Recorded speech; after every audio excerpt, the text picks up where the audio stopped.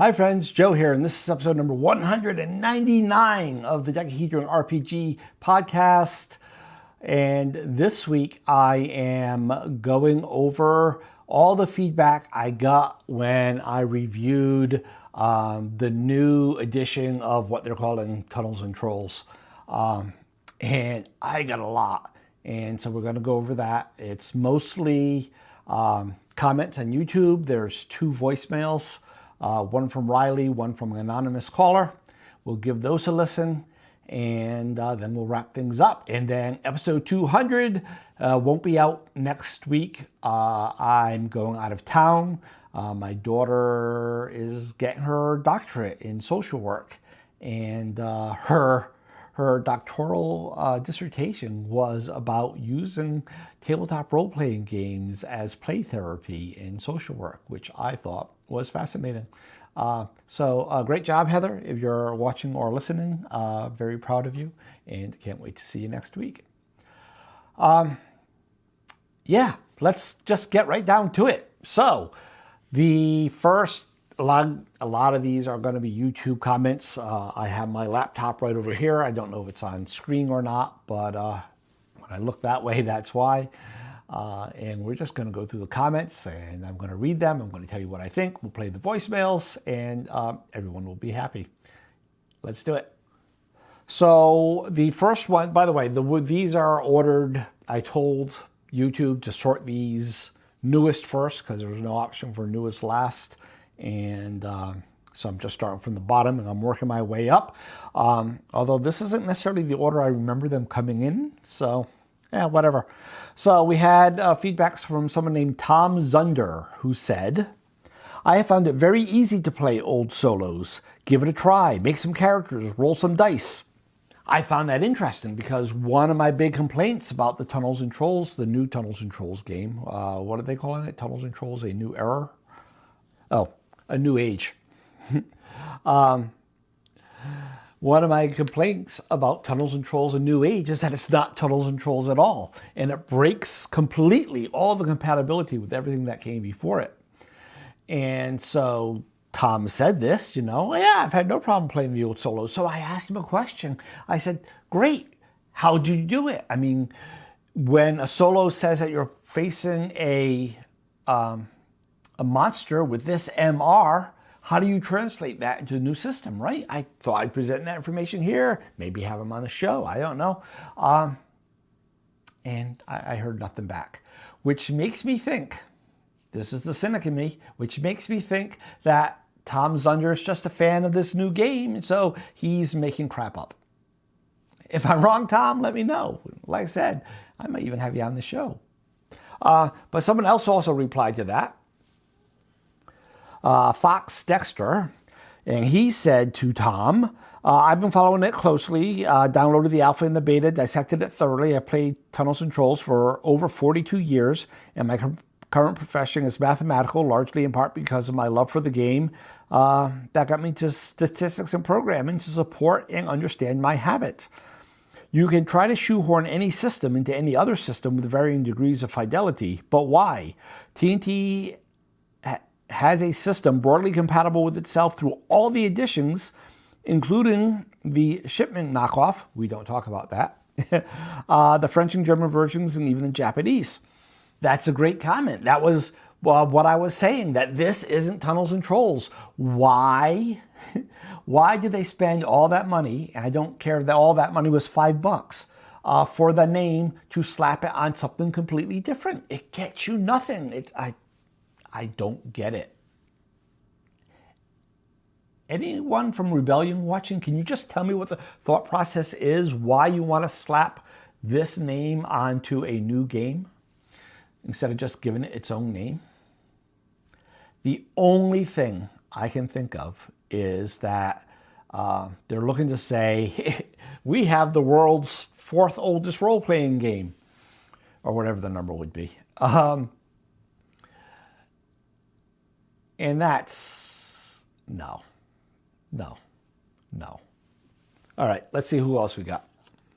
Fox Dexter again, he said taint, as in T, ain't T, Tunnels ain't trolls. This isn't the real game.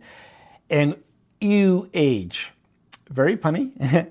He says they kill tunnels and trolls. They are tone deaf to what existing diehard players wanted. Most old heads don't like it. Some wish them well and say good luck, but it's not for them. That's me. No compatibility with the existing library of solitaires, dungeons, and adventures, support materials. More weirdo folk kings than a 70s cartoon. Weirder than H&R Puffing Stuff. Anybody else remember H.R. Puffing Stuff? Wow, that's a deep cut. That is vaguely in my memory. I remember watching that as a kid. That, and what was the one with the big things that rode down the roller coaster? The banana splits? Anyway. Weirder than H&R Puffing Stuff. I keep saying H&R as an H&R Block. It's H.R. Puffing Stuff. Designed by a team including a guy that literally said, F my favorite game, when referring to it, and oh boy, have they delivered on that promise. Even the original creator of the game calls it a deformed baby. Another co-creator is openly shaking his head at the senselessness of it. You might think this review is harsh, talking about my review, but it's one of the kindest expressions of bewilderment I've seen. The creators of this dire baby are red hot on banning dissenters to their take on it. They are kickstarting it despite also claiming sideways that they are flush with cash and buying it was chump change and having all their previous Kickstarters over gold 4 to 5 times. They have no sense of honor, taking such a storied name and wrapping it like a gold leaf around a dung beetle's prized possession. It is not Tunnels and Trolls. It's just not. The path route exists in other games so closely as to look entirely lifted. If this was a standalone game, it would be less offensive, but still not very good. Support Monsters. Don't buy anything from that cobwebbed orb mob who just sat on it, kept the distribution rights, and then sold it to Uprising Disconnected. Shame on them. Thanks for that, Fox. You're definitely, I don't want to say more passionate because I think I'm just as passionate, but you're definitely less diplomatic than I am.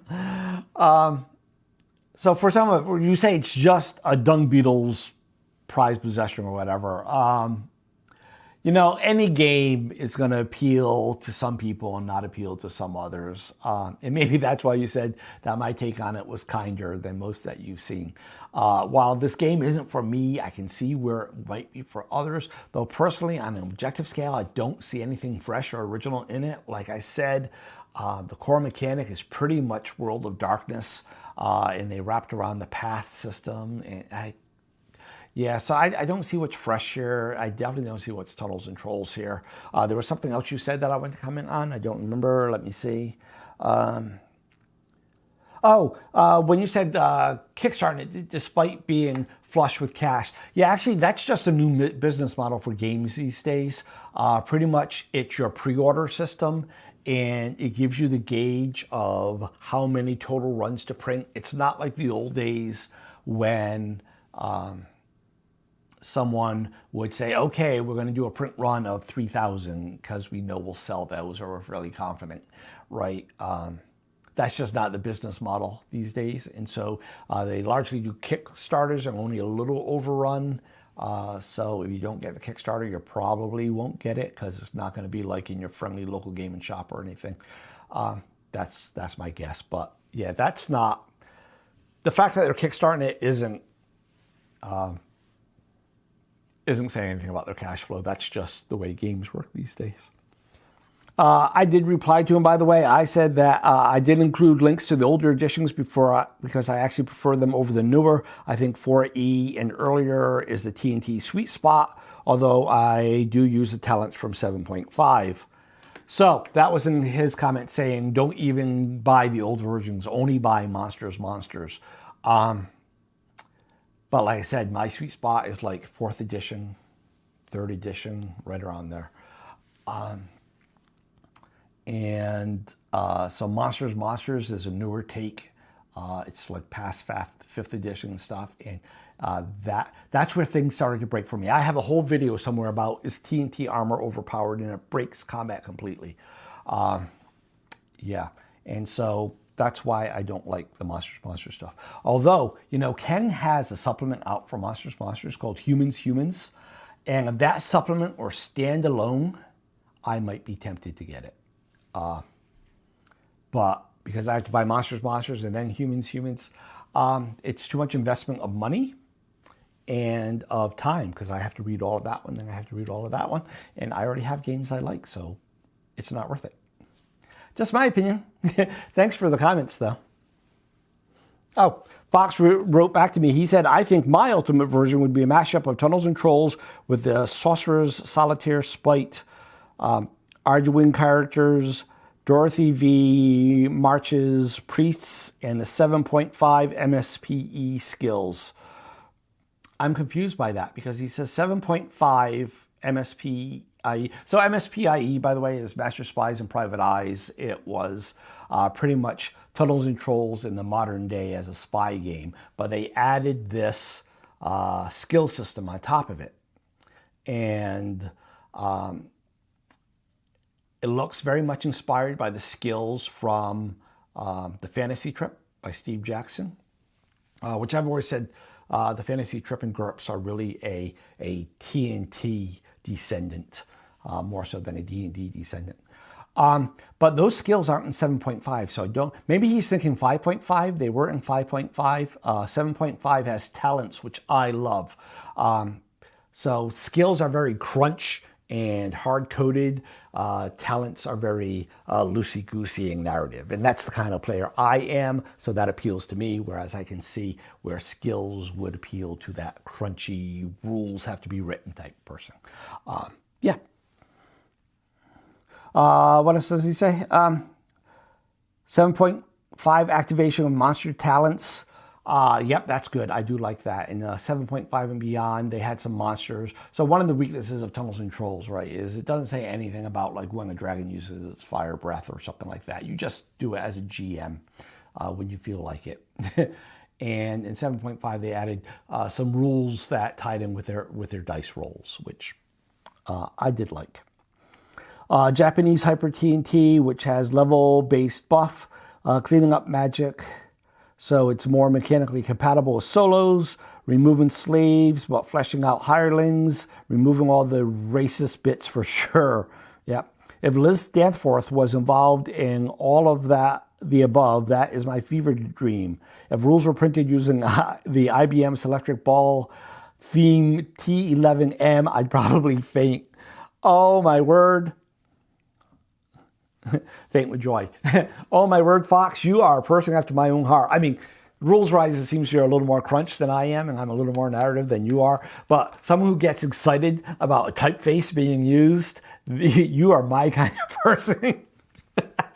As for Liz Danforth, I don't know if I said this in the original edition, but years ago, I was in Trollhalla, and one of the community was going through a health crisis at the time, and Ken decided to raise money for them. And so they auctioned off a lot of stuff. And amongst the stuff that they auctioned off was Liz Danforth's personal copy of third or fourth, I can't remember which, that she was using to edit the next version. And I won the auction for that one, and she autographed it to me. And I have Liz Danforth's personal third or fourth edition.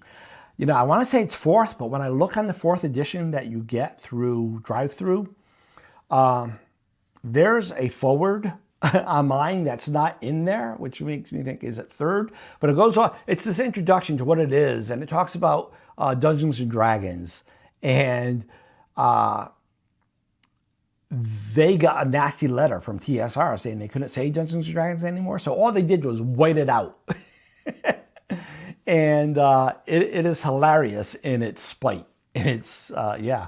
But it's not in the PDF version. So I don't know if they took it out to be politically correct, but it's in the one I have, the physical copy I have. So It's hilarious. Anyway, hey, Fox. Yeah, thanks for that. Big time. Good comments. Someone named Mockfront says, I disagree with a lot here, but you are absolutely correct. The new creation is a generic, bog-boring, little thing that isn't TNT in any way whatsoever. My bones of contention with you as a fan, savings rolls were luck only for the shortest time. Look over a few of the earliest solos from the early days and you'll see clearly that, authored by King and other members of the Phoenix Cosmic Circles, they were already showing us that all saving rolls ought to be made against any stat. Indeed, sometimes an average between two stats, yes. Okay, Mockfront, thanks for that. Yeah, okay, but solos aren't in the game, right? And in the rules as written, first edition, second edition, third edition, fourth edition, fifth edition, not until 5.5, which was what, 1999, 2000, did they put anything in the book about using anything other than luck. Now, you may look at your little splat books and say, yeah, it was in these splat books, but I've never counted splat books as real books. Even when we're talking about OD&D, the first three books are D&D books. Once you get into Greyhawk, that is the industry's first splat book, and don't care. But thanks for the comment, too. Hey, everyone. This one's being recorded during the edit because when I read it originally, again, I missed the, read more link. And so I didn't see the whole thing. And it's the latter part that really makes his point. So I'm re-recording this part. Mockfront says, to be fair and clear, solos as far back as 4th edition made it clear that SRs were a thing for any stat. Read City of Terrors. It released originally for 4th edition. As other solos of the era, it had SRs of varying stats. Indeed, it's an absolute masterclass on how important the stats can be in TNT, even disregarding the various SRs. Utilizing measures of this or that stat as an arbiter for stuff disregarding a savings roll. It's incredibly clear that by the time it was published in 78, folks who knew it best were most likely playing and assuming such during the planning and writing stages of Stackpole's effort, so 77. Not at all a stretch to figure out most of it came from even at least a year prior still, 1976, only 1 year after TNT existed at all. Also, standard 5th edition, 26 years prior to 5.5, it is explicitly stated that SRs can be anything despite being sort of hidden later in the rules. Section 2.37 of the standard 5th edition. Hey, Mockfront, thanks for that. I think what's happening here is a confusion of terms. So you are right. In standard 2.37, it does talk about making saving rolls on stats for what we'd call today combat stunts. When I said in the original episode that luck was used primarily for savings rolls, in fact, it was the only thing used for savings rolls, I think is what I said, kind of like that. I was talking about the classic save. One of my criticisms of A New Era was that how we take gaming terms that have a meaning and we try to assign a new meaning to them. And this is what Ken did with the term savings throw, right? Savings roll. It had a meaning in D&D, and before D&D, it had a meaning in wargaming. It's to see if you avoid the effects of something happening. And Ken took it just to become this universal skill check, really, attribute check. But he still called it a savings throw, a savings roll. And so when I made that statement, I was talking about the classical save, and I think you're using it in the Tunnels and Trolls abuse of the term. And so, yeah, as a generic combat roll check, as a generic see if you could do this thing, yes. as the see if you can avoid the effects of this bad thing. That was luck up until 5.5. That's how I read things. You're allowed to disagree, but thanks for the well-researched reply, sir. Thank you. I'm assuming sir. Might be ma'am. I don't know. Thanks in any case. Our next message is from Fox Dexter again. As rich as it can make a game to have a consensus setting, to having a venture sometimes means authentic and new settings. I've never been a fan of being told of who my character is either. I don't like it for tabletop games, for video games either. I don't like any games that starts with "you are" or only places you on a well-trodden path of time. I play for escape, not permanently live in Voyager's fair haven.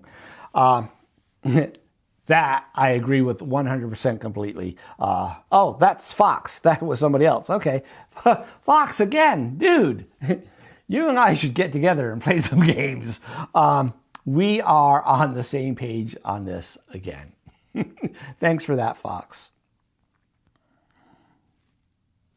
We also had another comment from Mockfront. Mockfront says we, an AT&T fan, could play Risus. Sorry, I laugh at people when they do it. Could play Risus and be far better off if we couldn't or didn't use any TNT rules, much more than this weird new nonsense. Hey, I'm a big Reese's fan. Like I said, when I'm not that crunchy narrative guy, I'm not more narrative. That's Reese's, and that matches my play style these days a whole lot better. But you can play that play style with old TNT easily because it is so loosey-goosey that, yeah. All right, so we had another comment from Tom Zunder. Tom Zunder was the one that said, hey, I play solos all the time, and I've never had an issue. So he also said, I love the new beta test. I think it is TNT. And I wrote back. I said, hey, thanks for that comment, Tom Zunder. How long have you been playing TNT? I'm very curious about what shared DNA you see between the classic systems and the beta. Please tell me. I wasn't challenging him. I wanted to know. And like I said, if he had something good to say, I would have brought him on the show, right? The purpose of my review wasn't to do a slander on the game.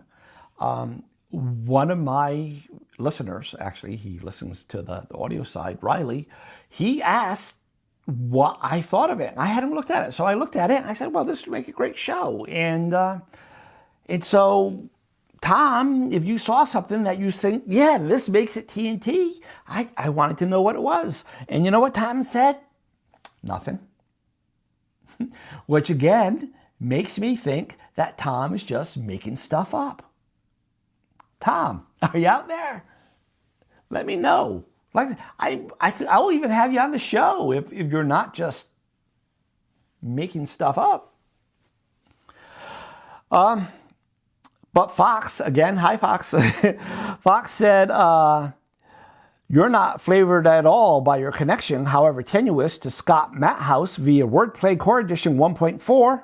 Open-handed question. So apparently Fox knows something I don't. I don't know who Scott Matthouse is. I don't know what Wordplay Core Edition is. I don't know what connection Tom Zunder has with that. But that is what Fox said. Someone else named Jay Saryman responded to Fox and said, this is a common theme. There is a lot of astroturfing going on. Many of those making positive comments are either working for Rebellion, want to write for the game, or are friends with the designers. A recent thread of 7 positive replies on Blue Sky had at least 4 current and former Rebellion employees. So that thing I said about Tom just making crap up, it sounds like it might be true. I don't know though. Tom, let me know, because you said 2 good things and I asked you to just expand on them and you gave me nothing, which makes me think you're just making crap up. All right. We had a comment from someone named Epic Fantasy RPG Official. Says, I always loved TNT, and the single biggest problem with it's always been the people who own it. I don't think he means the game itself. I think he meant like Rick Loomis, Flying Buffalo, Ken, all that. The 2D6 system is extremely elegant and was all it needed. Instead, the constant changes of fundamental rules ruined it. The wacky worlds of TNT are superb, and the solitaires were its real engine. I wrote a compilation of all the innovative one-off rules from all the solitaires, and it works really well as advanced TNT, but the actual owners never seem to move beyond boomer messing around. Very disappointing. This stuff released more recently is not TNT in any real sense and has no interesting or engaging stuff at all. I created my RPG, Mayhem, added one more die, so it's 3d6, not 2d6, but my goodness, it's much closer to the original TNT than the recent editions. If you want TNT, buy a classic edition or a Corgi book. Hey, Epic! I have the Corgi book. All right, so let me go through my collection. I have first edition PDF, the reprint PDF. I have the fourth edition PDF reprint. I have Liz Danforth's paper copy of third or fourth, whatever edition that is. I have the Corgi edition. I have the fifth edition. I have 5.5 and I have 7.5. I did not buy deluxe because it came with Troll World already included. So it made a book that was this thick to be that thick, and half of it was trash I'll never look at. I don't want to play in your crappy game world, Ken. I have my own crappy game world. And that's not a slam on Ken or on Troll World. I think all game worlds are crappy. Greyhawk, Forgotten Realms, all of them. I've never played a game in any of those worlds. All right, exceptions. Paranoia. I've run games in the Paranoia universe.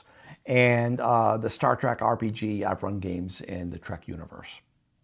But that's it. Like even Traveler, I play in my own Traveler universe. I don't play in the Third Imperium or anything like that. So, yeah. You added the third die, which means now we're talking about GURPS, right? Because like I said earlier, I think GURPS is really a true descendant of Tunnels and Trolls, just made crunchier, and that uses 3 dice. What else did you say here? Blah, blah, blah, blah. Oh, you said that the owner is never expanding on it or changing it. That was actually a complaint that Ken had. If you look during the right times, he didn't like Flying Buffalo having the right. He felt that they were holding it back, that they didn't do enough with it. Personally, in hindsight at least, I think that was a good thing because it prevented stuff like this being Tunnels and Trolls. This being a new era. It's a new age. And you say something almost contradictory there. You say that you're disappointed that they never changed it, and you're disappointed that they changed all the core rules. Which one is it? I don't think there's been a lot of changes along the way. I do kind of agree with you. Like I said earlier about the armor rules, I think they made a fundamental change to the armor rules and it broke the game completely and utterly. And rather than going, that was a mistake, let's undo that, they just doubled down and they started changing other things to try to make that work. That's where spite damage comes from, right? And it doesn't fix it. It just creates a new complication and yeah. So, yeah. So I agree with you. I disagree with you. That's being human, right? Yeah. Yep, that's all I have. Thanks for that comment, Epic. Another comment on YouTube was when I think of TNT, one of the fundamentals I think about are the solos. While it's not a core part of the rules, I think many of us that were a core part of the, I think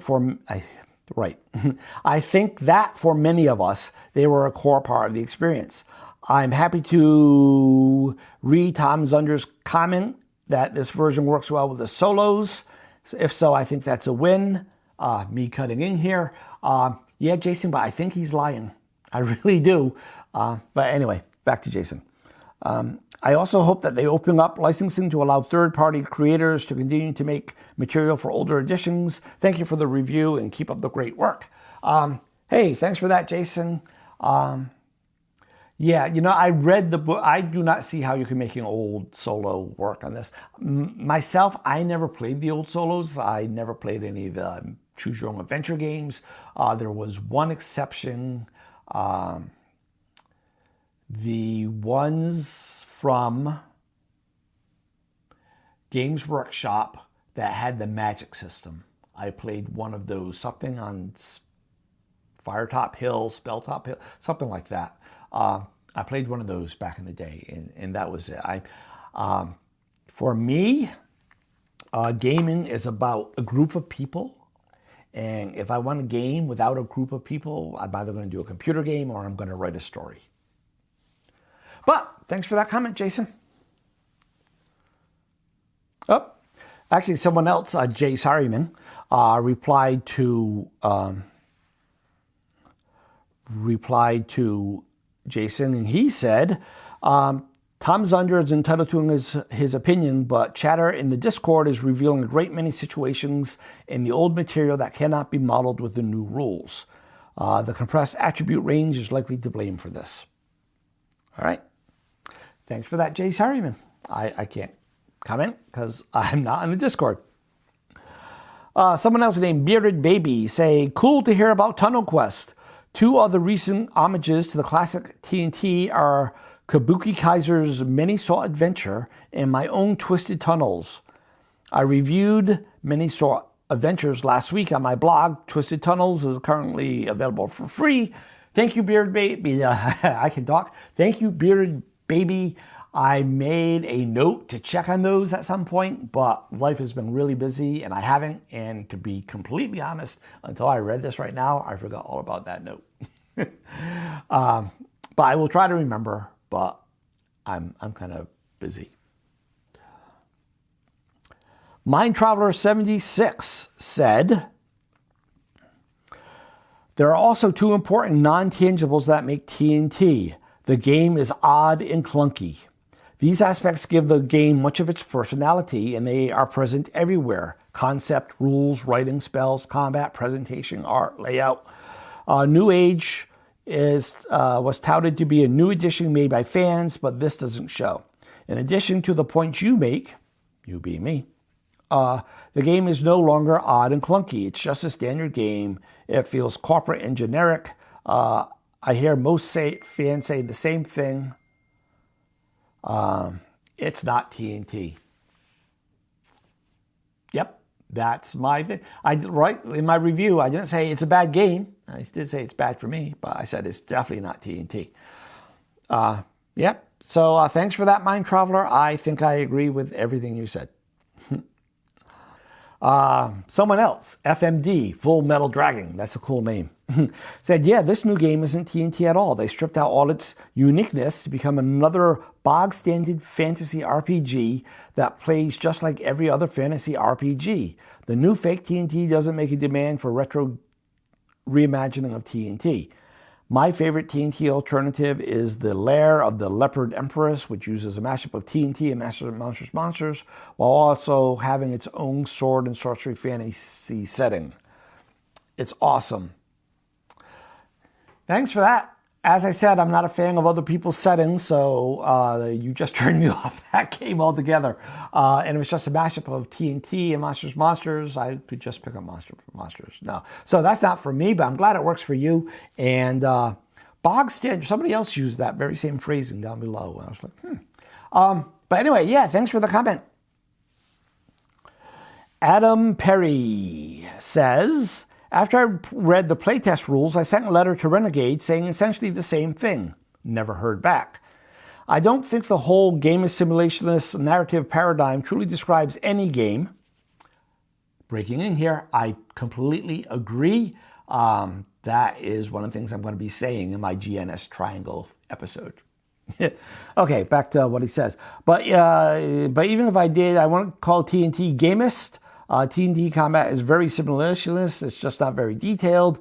In most fights, if one side is much better than the other, they are going to inflict damage and receive very little themselves. TNT combat in the spite damage rules simulates the outcome very well. I disagree. But, you know, that's actually more of a problem with GNS theory than either of us, I think, which, again, will be in my episode about GNS.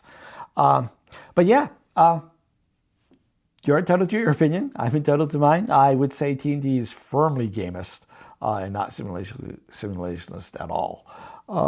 But, hey, that's me.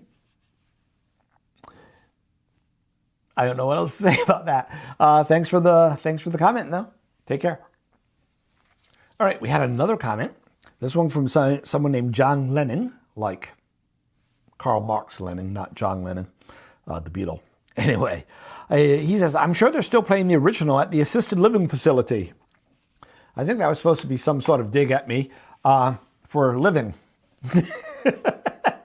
But you know, it actually would make a good game for an assisted living facility because the rules are nice and easy. It lets you get on with the role play and not get bogged down in a 5-hour rules argument. So it'd be a great game for an assisted living facility for a bunch of friends on a Friday night with beer and pretzels on the table, or a multi-year campaign because the original rules are that flexible and that good.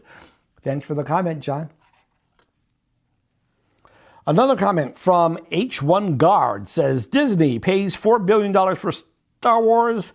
Disney, the Force is feminine. Disney, Star Wars dies. I'm not sure I agree with everything you're saying there, but the core message is that people pay money for a product just to kill it. I'll agree with that. I thought the last Star Wars movies were bad. Yeah, but not for the reasons I think you're hinting at, and a lot of what they were just, it was, okay, we're going off on a Star Wars tangent, which actually isn't too bad because the very first Star Trek RPG was actually based on the TNT rules. So anyway, the new Star Wars trilogy, the J.J. Abrams. First, I apparently hate J.J. Abrams because I feel he ruined Star Trek and Star Wars. I didn't like what he did to either one of those franchises when he got his grubby little paws on them. Star Trek, he completely destroyed the basic morality behind Star Trek, right? Star Trek is morality plays set in the far future, and he turned that on its head. Anyway, for Star Wars, he pretty much just said, how can we remake the last 3 movies all over again, pretending that they're sequels?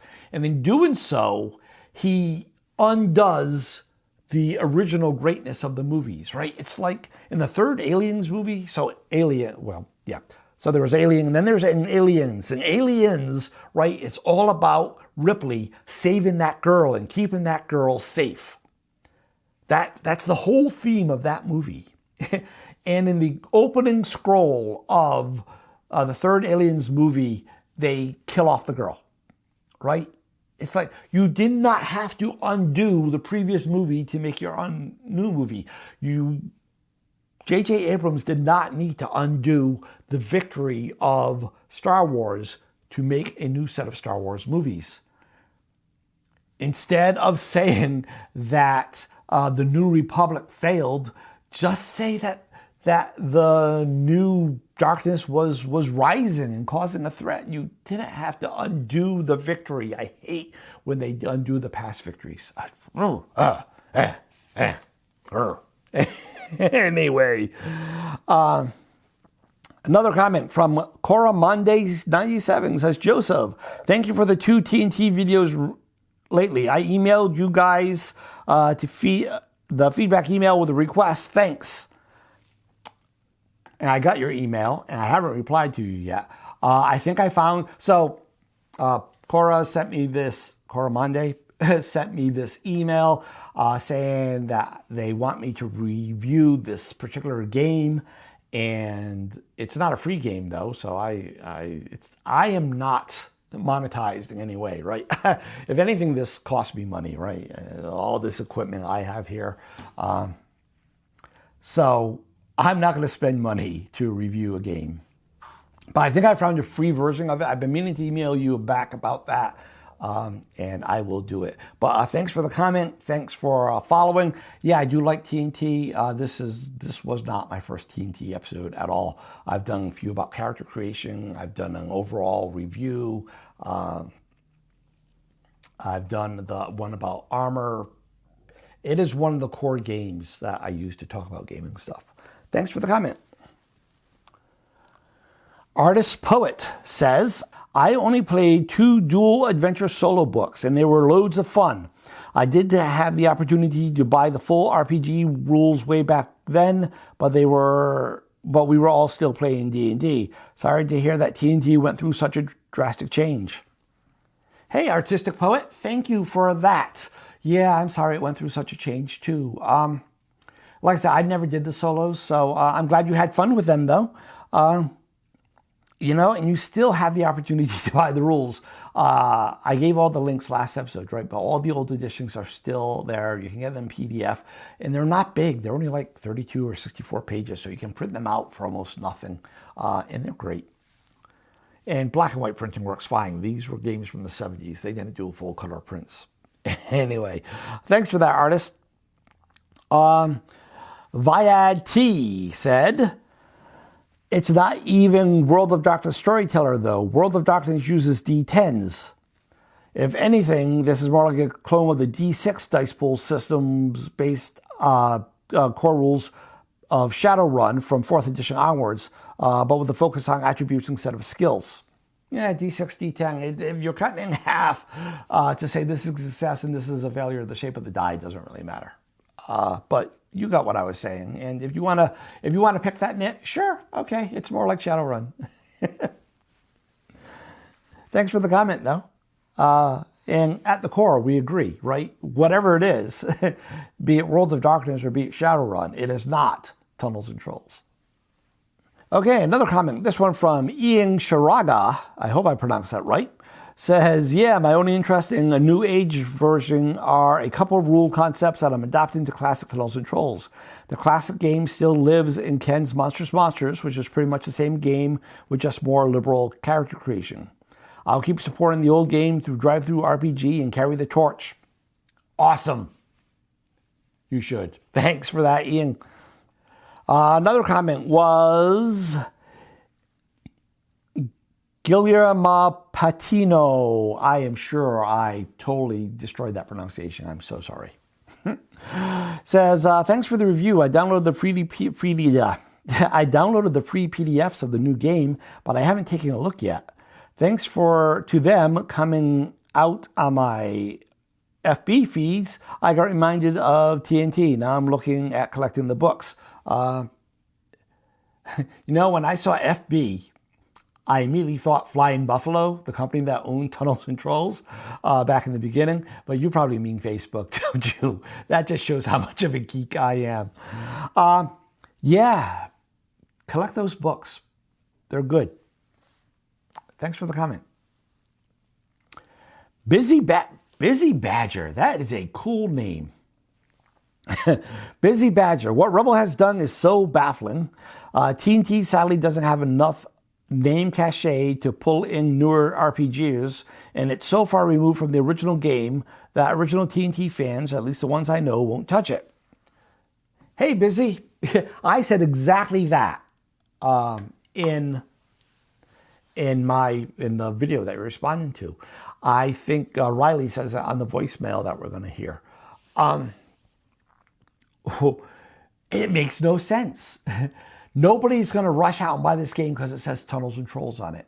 The only thing I can think of is us talking about it, and they're getting all this free publicity. And like someone once said, there's no such thing as bad press. Yeah. The old players aren't going to play it just because it says TNT. And no, none of the new players No one knows what TNT is other than us old folk. They don't care that it says that. So I don't get it. Mind Traveler 76. Ooh, and he spelled traveler with 2 L's like the RPG, or like the proper British spelling. He says, here's a list for those interested in having games that actually respect the legacy of Tunnels and Trolls, adding new things and keeping it truly fresh. Tunnel Quest 2008. I talked about Tunnel Quest in mine. I love Tunnel Quest. I think it's a great game. Lances and Labyrinths, Swords and Six-Siders, Melees, Missiles and Magic, a fantasy game, The Lair of the Leopard Empress, Many Sought Adventure, Twisted Tunnels. Some of those we heard about earlier. By the way, thanks for that, Mind Traveler. Some of those we heard about earlier. Tunnel Quest I mentioned. Some of those are new I hadn't heard of before, so that's excellent. But more importantly than excellent for me hearing about it, it's excellent that you put it out there for all the other fans to read and research. So that was really great. Thanks for that, Mind Traveler.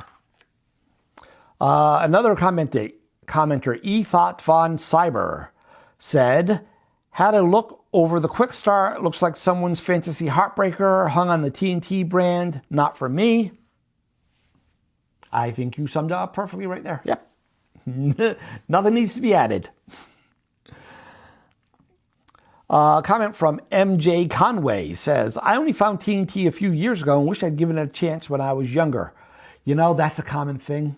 TNT had a reputation of being a silly game, and the spell names didn't help. So in original TNTs, for those who don't know, it was widely put down for having silly spell names. For example, the healing spell is poor baby. Aw, poor baby.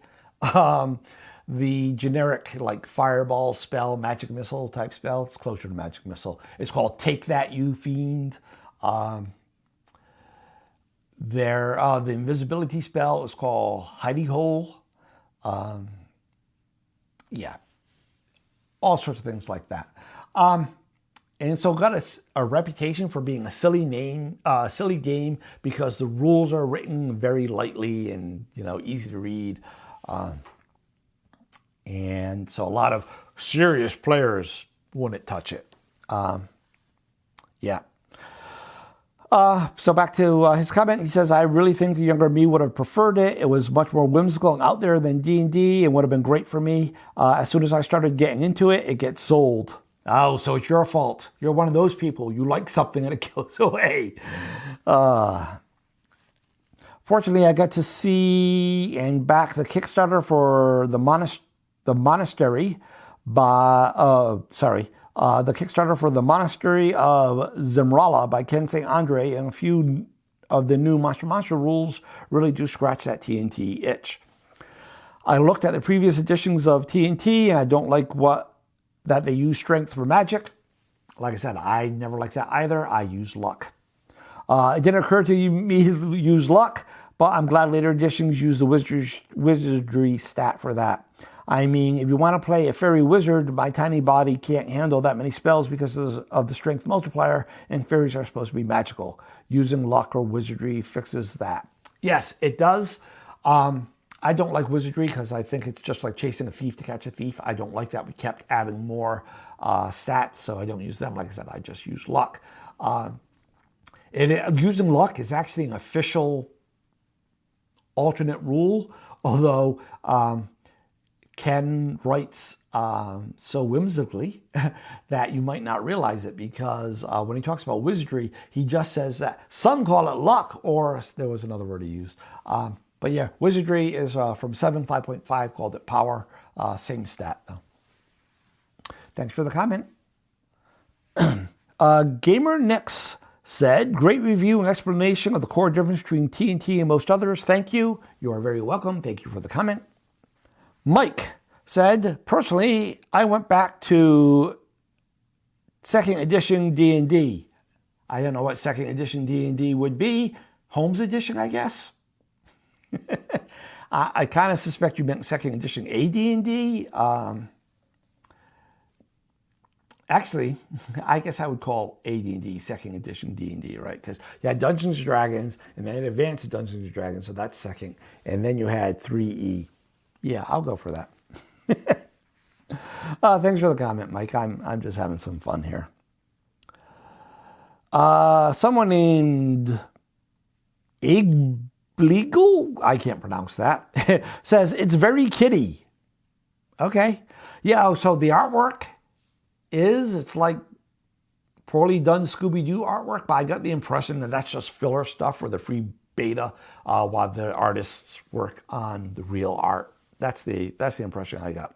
In fact, there was no artist listed or anything, no art credits at all, which also made me wonder if they were using AI art. Don't know. Jinx, the Unlucky Pony. That is also a great name. There are a lot of people with great YouTube handles out here. Anyway, Jinx, the Unlucky Pony, said, this is a generic Marning RPG with Tunnels and Trolls name scribbled on the front cover. It's not bad, but it's not Tunnels and Trolls. I agree completely, other than the it's not bad part. It's bad for me. It might not be bad for others. But then again, 5E, D&D 5E is bad for me. It's just not my style of game. That's all. Tum TB said, I was interested when I heard that this was coming out, but once I saw what they did, it turned me off totally. TNT was great. Do not mess with it.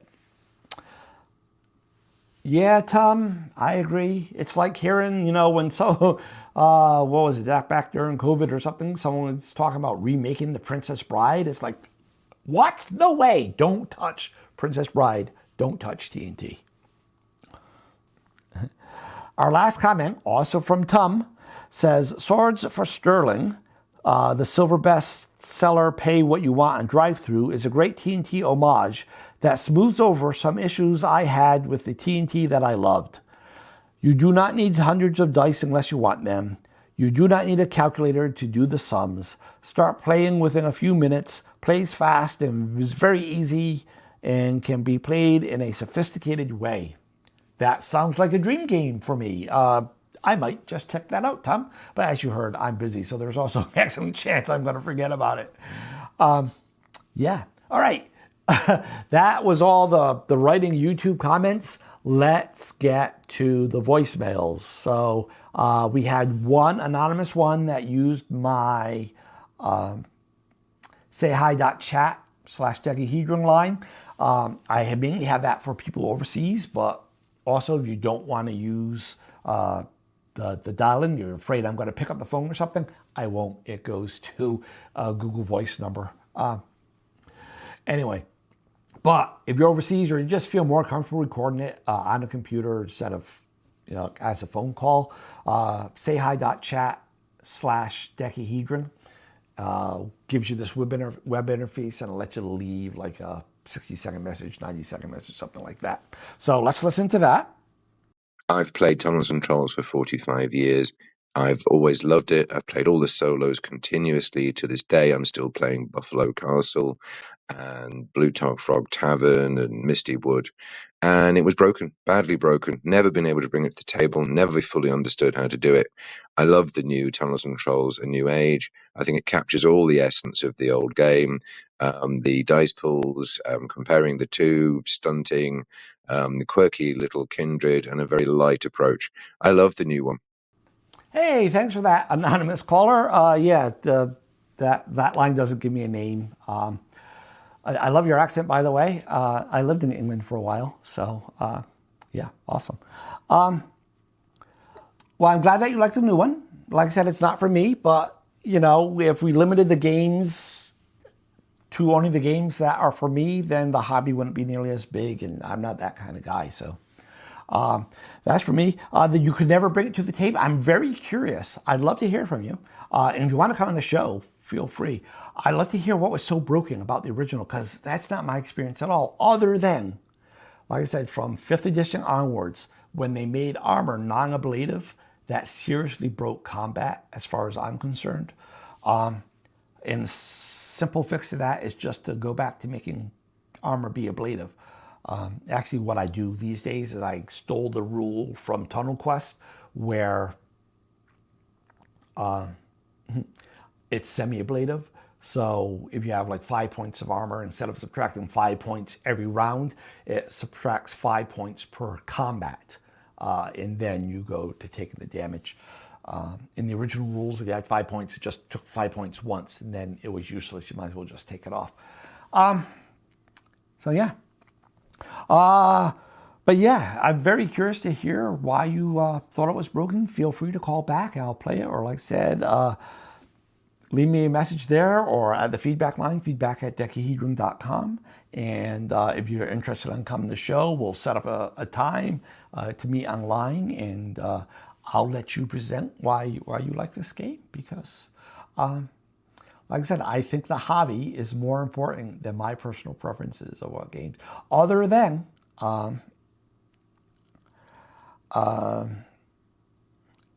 you say that it captures the essence of the old game, and I don't see that. So I'd be very interested in having you on and telling me what you think in the new game screams TNT, that makes it feel like TNT, because I don't see it. But anyway, thanks for that very much. I very much appreciate that call. Our last call is from Riley. Riley is the host of the Diegetic Advancement podcast out of Australia. He talks about gaming and stuff. He's also a member of the Anchorite Amateur Press Association. We're going to be having an episode coming up about that, about the Anchorite, about amateur press associations and what they can do these days. But let's listen to Riley. Hey Joe, Riley here, just calling in after listening to your latest. Thanks for putting out the episode on Tunnels and Trolls and responding to my question in the Discord. It sounded very baffling to me why you would go to the effort of buying the IP. Hopefully they do sort of a classic, continue to support the kind of original rules in some way. That would be interesting. But yeah, at the moment, all I can see is, well, it's certainly drumming up some buzz on the internet, right? People are talking about it, probably more than they would if they released a game that looked like Tunnels and Trolls. So I don't know, maybe it is a decent marketing ploy. But yes, thanks, and keep up the good work. I'll keep listening. Bye for now. Hey, Riley, thanks for that. By the way, if you're listening to that and you're saying, hey, it didn't sound like it had a beginning, that's because I chopped the message in half, and the first half was about the topic I was going over last week, and so I've already played that on last week's show, and this one was just the part about what we're talking about this week. So yeah, Riley, you're pretty much echoing the same thoughts that I and some others said, is that I don't know why you're putting the name on there. But you brought up, unless it's a marketing ploy, and maybe it's working in that case. So, yeah, thanks for that. If they were to support this, so if they were to offer, if they were to give me my dream, which is Tunnels and Trolls Deluxe without the Troll World stuff as a printed volume, would I buy that? Because that's the only reason I didn't buy it before. You know what? Probably.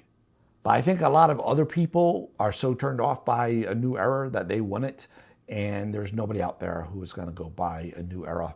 I mean, who is going to go buy Deluxe that hasn't already, besides me.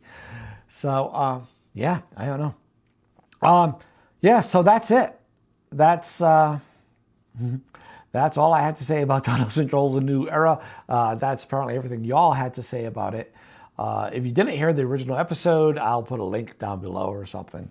And yeah, nothing else to say about it. So take care, and I'll see you in a few weeks for episode 200, where we're going to talk about the Holmes edition of D&D. I'm going to have James on as a guest host. He is the guy that introduced me to Dungeons & Dragons, and the Holmes edition was the edition that we used. And that's why I picked that for the 200th episode. Thanks for watching. Thanks for listening. And until next time, happy gaming, happy life. Bye.